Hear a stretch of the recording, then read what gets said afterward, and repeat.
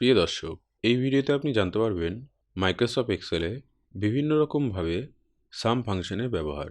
বেশিরভাগ সময় আমরা মাইক্রোসফট এক্সেলে সাম ফাংশনটিকে ব্যবহার করে একটি নির্দিষ্ট সেল রেঞ্জ সিলেক্ট করে যোগফল বের করে থাকি। সাম ফাংশনের শর্টকাট কি হলো অল্ট প্লাস ইজুকাল টু। এই শর্টকাটটিকে আমরা দুরকমভাবে ব্যবহার করতে পারি। প্রথমত, সেল সিলেক্ট করে কিবোর্ডে অল্ট বোতামের সাথে ইজুকাল টু বোতামটি প্রেস করলেই সেলের ভিতরে অটোমেটিক সাম ফাংশনটি ইনসার্ট হয়ে যাবে। দ্বিতীয়ত, সেল রেঞ্জ সিলেক্ট করে কিবোর্ডে অল্ট বোতামের সাথে ইজুকাল টু বোতামটি প্রেস করলেই পরের সেলে সিলেক্ট করা সেল রেঞ্জ অনুযায়ী অটোমেটিক সাম ফাংশনটি ইনসার্ট হয়ে যাবে। এছাড়াও সাম ফাংশনের ভিতরে আপনি আপনার পছন্দ মতো সেল সিলেক্ট করে মাঝে কমা দিয়ে এইভাবে একাধিক সেল সিলেক্ট করে যোগফল বের করতে পারবেন। অথবা ইজুকাল টু দিয়ে সেল সিলেক্ট করে মাঝে প্লাস সাইনটি দিয়ে এইভাবেও যোগফল বের করতে পারবেন।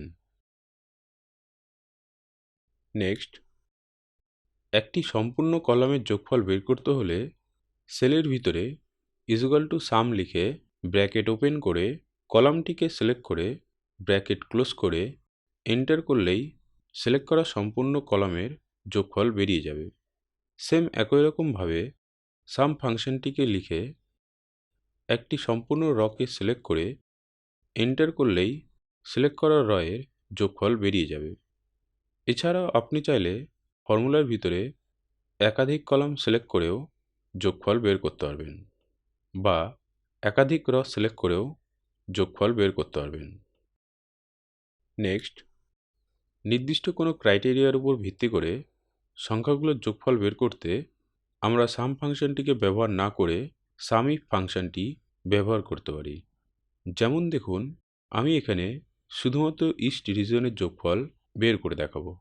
তাই এখানে টাইপ করছি equal to sum if bracket open রেঞ্জে ক্রাইটেরিয়া রেঞ্জটিকে সিলেক্ট করে নেব, কমা ক্রাইটেরিয়াতে ইস্ট রিজনের যোগফল বের করার জন্য ডবল কোটের ভিতরে ইস্ট লিখব, কমা সাম রেঞ্জ আর্গুমেন্টে এই সেলগুলোর যোগফল বের করার জন্য এই সেল রেঞ্জটিকে সিলেক্ট করে নেব, ব্র্যাকেট ক্লোজ অ্যান্ড এন্টার।